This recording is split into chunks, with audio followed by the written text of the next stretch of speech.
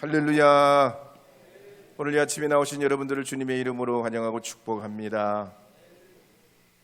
오늘은 11월 첫 주일이고 성령 강림 후 22번째 주일입니다.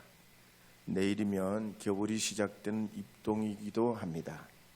그러니까 겨울이 된다는 말은 한 해의 끝이 얼마 남지 않았다는 말이고, 곧 추워지기 때문에 할 수 있는 일과 할 수 없는 일이 생긴다는 거죠. 그래서 겨울은 준비해야 하는 겁니다. 계절에 따른 겨울도 있지만 또 우리 인생의 겨울도 옵니다. 주님 나라에 대한 하나님 앞에 복된 준비를 이루어서 주님께 여러분의 이 땅의 삶과 저 하늘나라의 주님의 풍성한 은혜가 항상 함께하기를 축복합니다. 우리 찬양대 찬양해 주셨는데 찬송가 69장으로 화답 찬송 부르겠습니다. 1절, 2절 부르고 간주하고 3절, 4절 부르겠습니다.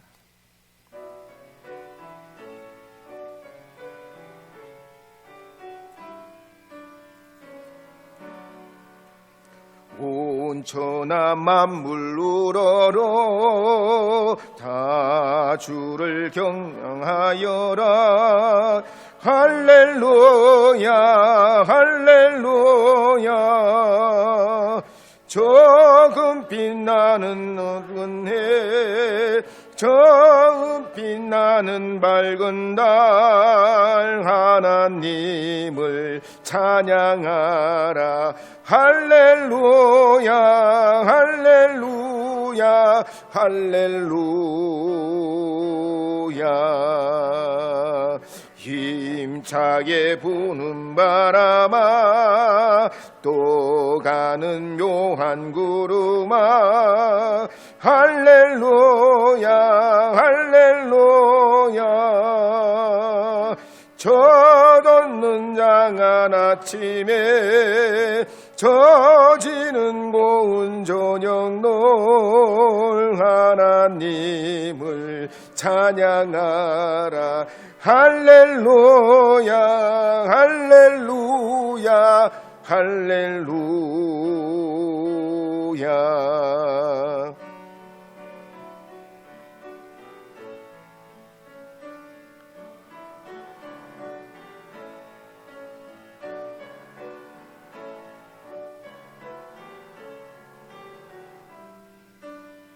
삼절 4절 부릅니다. 저 흘러가는 맑은 물, 다 주를 노래하여라.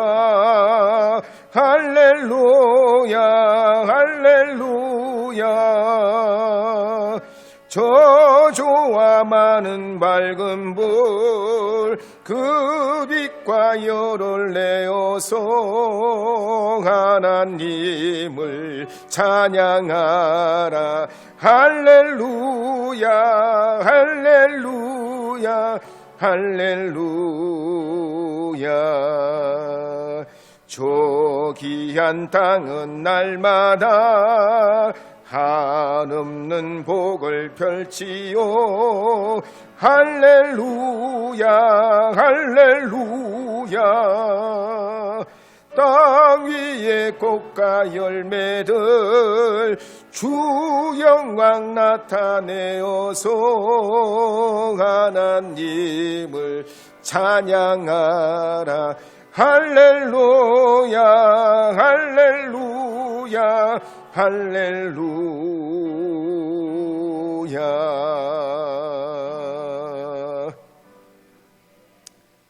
할렐루야. 우리 누가복음 20장 27절 말씀 읽어보도록 하겠습니다. 함께 읽겠습니다. 부활이 없다고 주장하는 사두개인 중 어떤 이들이 와서. 아멘. 우리나라는 문화체육관광부에 등록된 기독교 교파가 185개입니다. 이 중에 소속 교회가 300개가 넘는 교단은 14개밖에 안 되고요. 나머지 180여 개 교단은 모두 지교회가 300개 이하 교회입니다. 그렇지만 누가 옳으냐, 그러냐 이렇게 보면 안 됩니다. 정치에도 여당과 야당이 있고 보수, 중도, 진보, 또 또 중도에도 중도 보수, 중도 진보가 있듯이 신앙 노선에도 차이가 있기 마련입니다. 그래서 웬만하면 그리스도 안에서 용납하고 하나가 되어야 할 줄 믿습니다. 근데 성경 시대에 유대교는 그렇지 못했습니다. 이스라엘은 주전 587년에 나라가 망하면서 타국으로 끌려가 눈물의 밥을 먹으면서 오직 하나님, 오직 성경, 오직 이스라엘의 신앙 신념으로 살면서 그들의 신앙이 강화되고 발전되게 됐습니다. 그러면서 바리새파, 사두개파, 에세네파, 열심당파 등으로 분파를 이루다가 주 70년경 로마 군대에 의해서 성전이 파괴되면서 바리새파 유대교인들만 살아남게 됩니다. 그런데 이 바리새파 사람들은 전지전능무소부재하신 하나님을 믿고 죽음 후에는 부활이 있고 하늘의 천사들과 영들도 있음을 믿으면서 인간에게는 자유의지가 있기 때문에 사람이 선을 행할 땐 하나님이 도우시지만 악을 행할 때는 버리신다. 그러기에 이 땅에 살 동안에는 성경의 이치에 따라서 철저히 실천해야 한다고 믿었습니다. 그러나 성경에 보면 우리 하나님은 그렇지 않으시죠. 일면 심판의 하나님이기도 하고 정의의 하나님이기도 하시지만 권성징악의 하나님은 아니에요. 불교의 교리도 권성징악의 교리를 가지고 있고 힌두교도 그렇고 이슬람도 그렇습니다. 우리 하나님은 권성징악의 하나님이 아니에요. 만약에 권성징악의 하나님은 살아남을 자가 없습니다. 우리 주님은 은혜의 하나님이요 목숨 버려 우리를 살리신 사랑의 하나님이신 줄 믿으시기 바랍니다. 한편 이 바리새파 사람들과 경쟁 관계에 있었던 사두개파 사람들은 또 그렇지 않았습니다. 이들은 자신들이 아론 제사장의 아들 사독의 적통이라고 자처했습니다. 우리가 정통이라는 거예요. 우리가 장자 교단이라는 겁니다. 그 자부심으로 성전 중심, 예배 중심으로 살았습니다. 그래서 바리새파 사람들이 성경을 통해서 하나님 나라를 만들어 가보려고 했다면 이 사두개파 사람들은 내세는 믿지 않고 죽은 이후에 저 천국 부활 영생은 없다고 생각하고 이 땅에 하나님 나라를 만들어 보기 위해서 열심히 예배하고 또 세상의 출세와 부귀영화에 초점을 맞춰서 살았습니다. 그런데 오늘 이 말씀에 보면 사두개파 사람들 중에 어떤 사람이 예수님을 찾아왔습니다. 그리고 천국과 부활을 믿지 않으면서 이렇게 질문을 합니다. 어떤 집에 칠형제가 있었는데 마지가 결혼했는데 그 마지가 죽은 다음 자식이 없고 그 부인이 또 둘째 동생과 결혼하고 셋째 동생과 넷째 동생 그리고 일곱째 동생까지 결혼했지만 자식이 없어 죽었는데 나중에 천국에 갔을 때는 그 부인이 누구의 부인이 됩니까? 하는 질문을 합니다. 오늘날 이슬람 국가나 아프리카의 아마존 종족을 제외하고는 대부분 일부 일처제를 인정하고 있고 있습니다. 그런데 성경 시대는 시형제 결혼, 다른 말로 계대 결혼, 형님이 자식이 없이 죽으면 그 형수와 그 동생이 결혼하는 이런 계대 결혼 혹은 시형제 결혼, 레버레이 메리지먼트라고 하는 이런 결혼 제도가 있었습니다. 그러면 이 자식이 없는 형수가 생계 보장도 되고 또 다른 한편은 형님이 가지고 있던 재산이 다른 데로 넘어가지 않고 그 집안 가문에 계속 유지되기 때문에 그런 결혼 제도를 채택했습니다. 요즘 시각으로 보면 굉장히 미개하고 민망하고 그렇습니다. 그렇지만 이런 시형제 계대결혼 제도는 이스라엘에만 있었던 게 아니고 같은 시대였던 우리나라 고구려에도 이 시형제 계대결혼 제도가 있었습니다. 또 이웃의 부여족, 흉노족, 선비족들도 모두 이 계대 결혼을 채택했고, 이스라엘 주변에 있던 아수르나 헷 족속이나 우가리시나 엘람 지역에 발견된 문서에도 보면 모두 이 계대 결혼, 시형제 제도를 했던 것이 보편적이었습니다. 어쨌든 이 사두개인들은 부활을 믿지 않고 성경 모세오경을 문자 그대로 해석하면서 성경의 부활이라는 말이 어딨냐, 구약 성경의 부활이라는 말이 어딨냐, 그러면서 우리는 죽은 자의 부활을 믿지 않는다. 그렇게 하면서 바리새인과 예수님을 함께 엮어서 이 어려운 질문을 하면서 도전했던 겁니다. 그럴 때 예수님께서는 이 세상과 저 세상은 다르고 이 또 다른 하나님 나라는 이렇다고 누가복음 20장 34절에서 36절 말씀에 보면 이렇게 말씀하시는 내용이 나옵니다. 함께 읽어보겠습니다. 예수께서 이르시되 이 세상의 자녀들은 장가도 가고 시집도 가되 저 세상과 및 죽은 자 가운데서 부활함을 얻기에 합당히 여김을 받은 자들은 장가가고 시집가는 일이 없으며 그들은 다시 죽을 수도 없나니 이는 천사와 동등이요 부활의 자녀로서 하나님의 자녀임이라. 그러니까 이 세상에는 생육하고 번성하고 땅에 충만한 것이 이 삶의 원리라면, 부활한 이후에 저 세상에는 자식을 낳을 필요도 없고 결혼을 할 필요도 없기 때문에 부활한 사람은 남자 여자로 사는 것이 아니고 천사와 같이 신령한 몸을 입고 하나님의 자녀로 영원히 사는 것입니다. 마치 매미나 잠자리와 나비를 보면 굼벵이로 사는 땅속의 삶이 있는가 하면 고치가 되어 껍질을 깨고 나와 사는 새로운 전혀 다른 삶이 있는 것입니다. 닭이나 새도 보면 알 속에 사는 삶이 있고 알을 깨고 나와서 하늘을 날아다니는 삶의 방식이 있습니다. 태아도 엄마의 뱃속에서 266일 동안 머물며 자랄 때 그때는 1g, 처음에는 1g밖에 안 돼요. 이 1g의 생명체가 300억 배가 자라나가지고 최소한 3kg가 될 때 태어난단 말이에요. 그러면서 뛰고 걷고 말하고 한 사람이 그렇게 이 사회의 성인으로 성장하게 되는 거죠.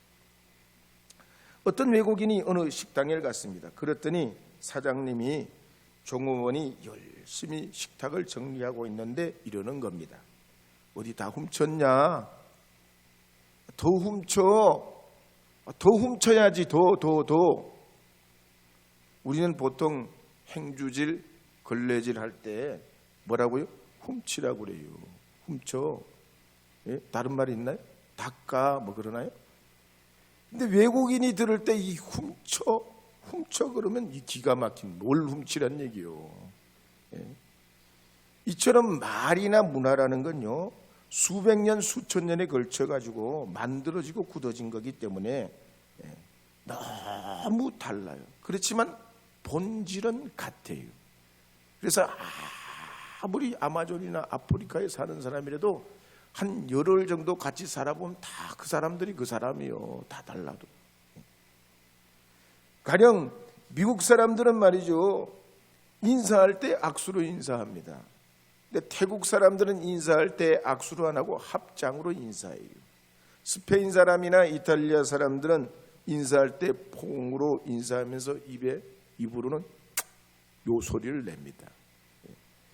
뉴질랜드 원주민들은 코로 2번 부딪히며 인사하는데 만약에 2번 부딪힌 걸 잊어버리고 한 번 더 부딪히면 3번 부딪히면 내가 당신에게 청혼합니다. 그런 인사가 돼요. 티베트 사람들은 인사할 때 귀를 잡고 인사하고 아프리카 탄자니아의 마사이족은 얼굴에 침 뱉으면서 인사하고 에스키모 사람들은 서로 뺨을 때리면서 인사합니다. 오늘 이 아침에 나오신 여러분 옆에 분하고 우리 에스키모식으로 한번 인사해 볼까요? 아마 그게 안 됩니다. 우리 인사는 고개를 숙이거나 아니면 눈 인사라도 그렇게 웃으면서 하는 게 우리식 인사죠. 이처럼 땅에 사는 방식이 다르고 부활 후에 하늘나라에서 사는 방식이 다르다는 겁니다.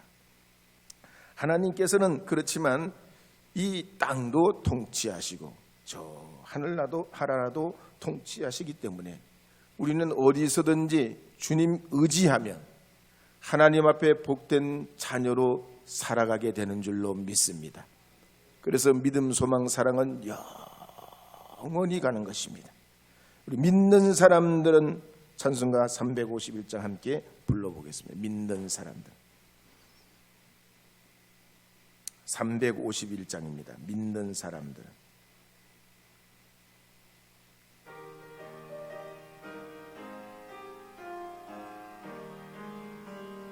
믿는 사람들은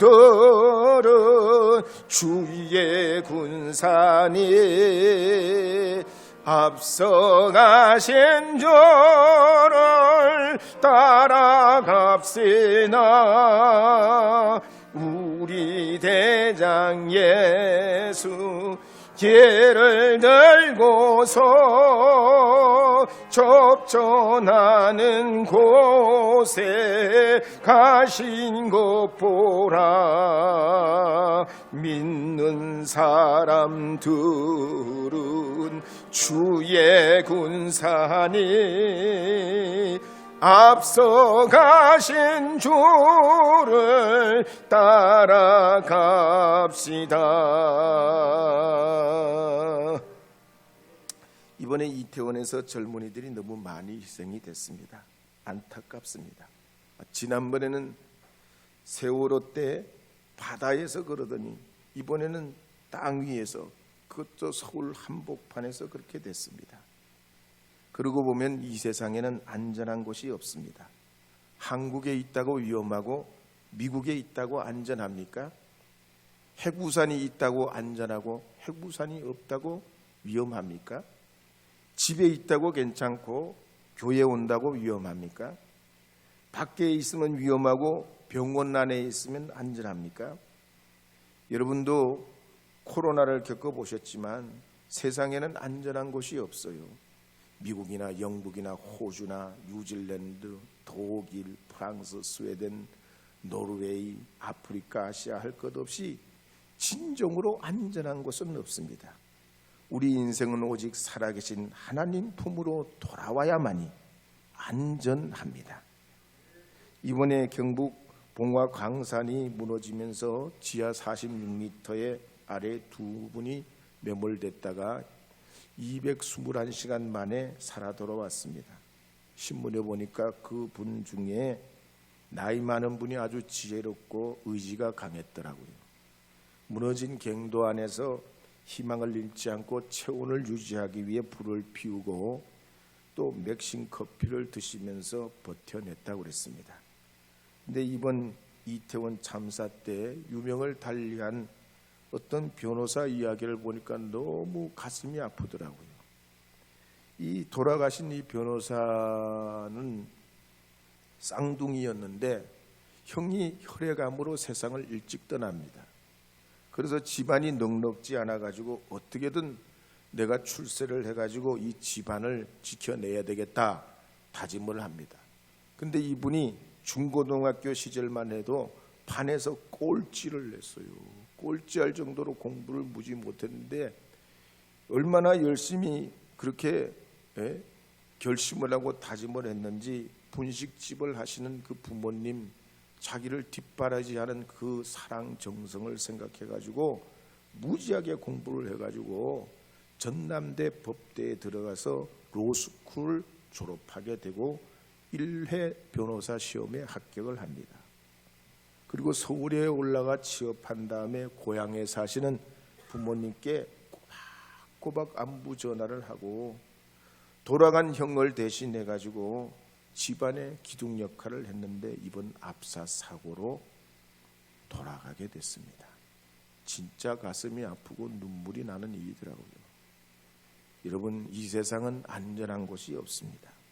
오직 살아계신 하나님밖에 없음을 믿으시기 바랍니다. 그런데 이 사두개인들은 그렇지 않습니다. 보이지 않는 부활은 믿지 않고 이 땅을 영원하라, 이 땅이요 영원하라, 그러면서 하나님 나라를 보라는 듯이 건설하려고 자신의 일신을 다 바치고 신념을 바치고 그랬지만 결국 주 70년경 로마의 공격으로 마사다에서 싸그리 다 죽습니다. 사두개파가 하나 남질 않아요. 그래서 세월이 가도 영원하신 하나님, 아브라함의 하나님, 이삭의 하나님, 야곱의 하나님이 우리의 하나님이심을 예수님 가르쳐 주시고 말씀하시면서 누가복음 20장 38절에 보면 이렇게 말씀하십니다. 함께 읽어보겠습니다.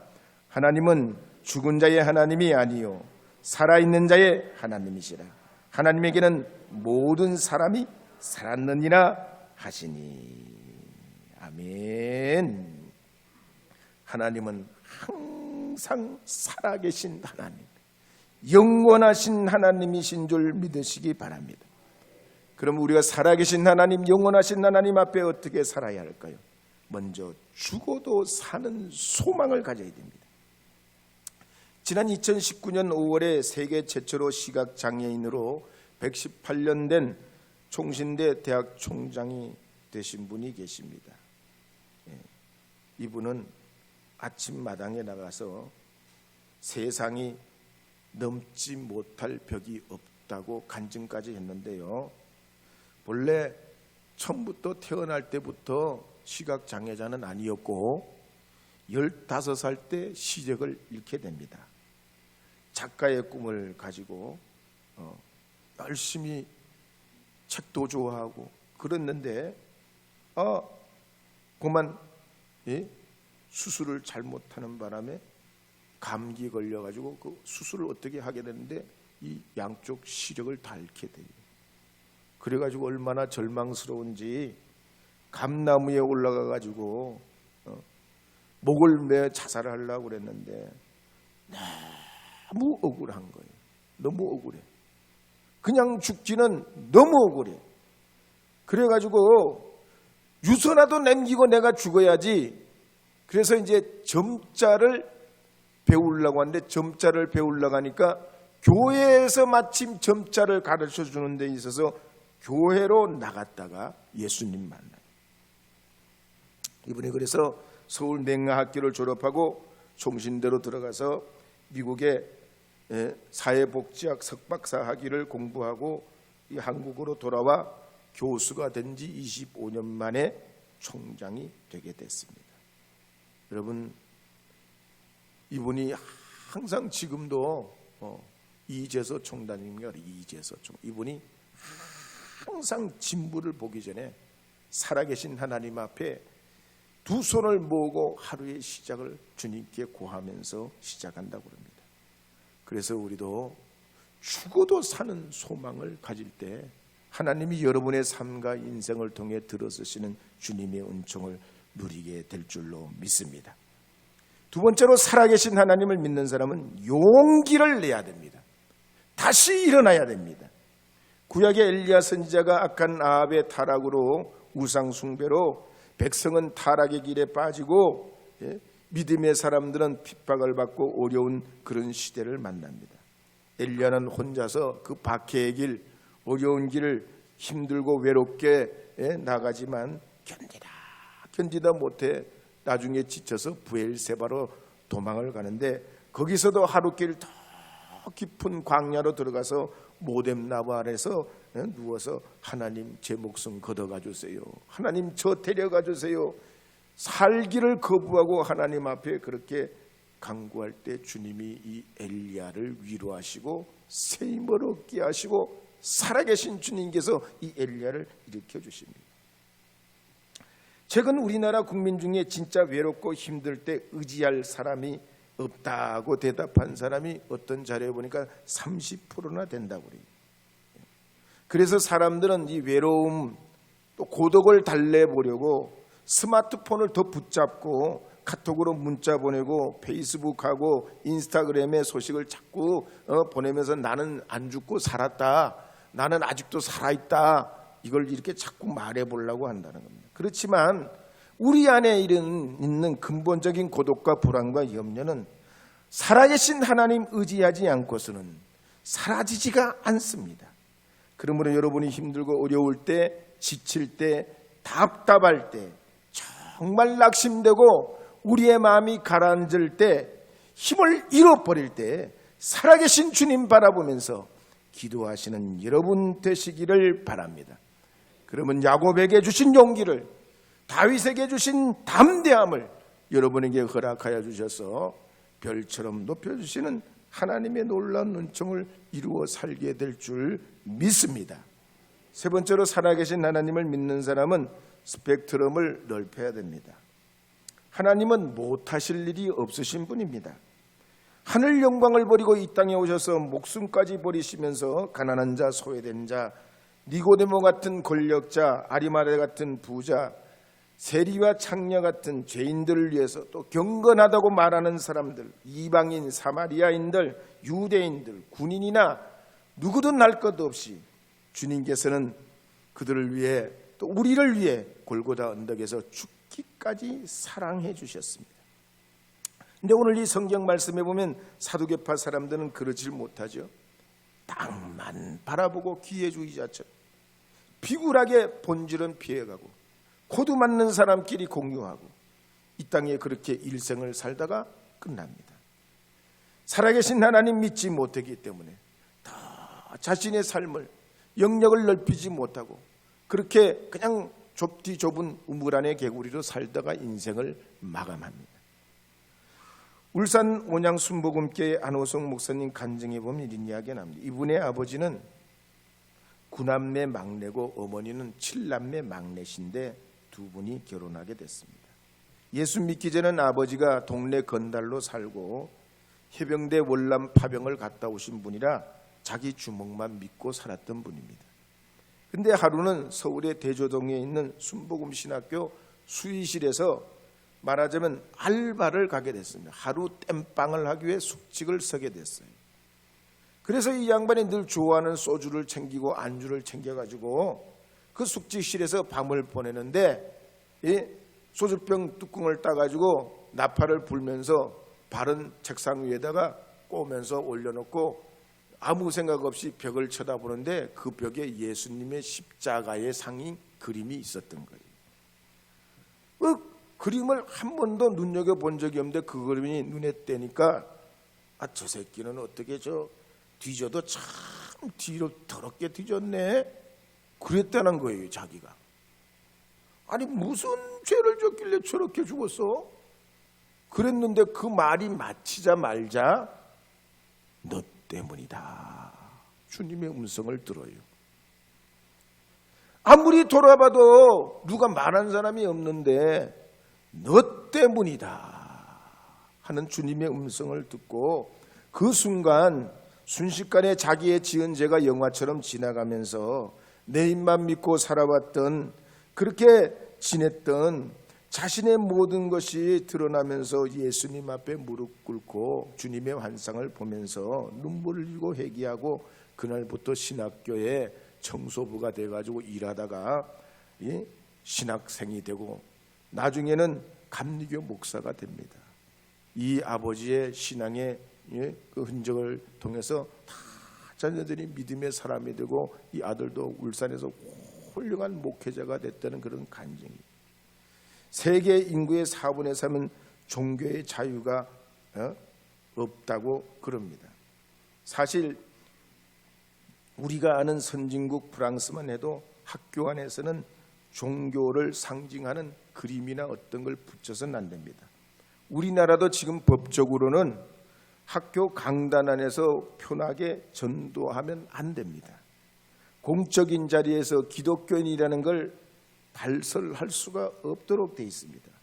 말하자면 종교의 자유가 헌법에는 돼 있지만 실제로 내가 전도하고 그냥 우리가 이렇게 공적인 자리에서는 법적으로 제재해놓고 더 이걸 말이죠, 차별금지법으로 지금 더 강화를 하려고 하고 있습니다.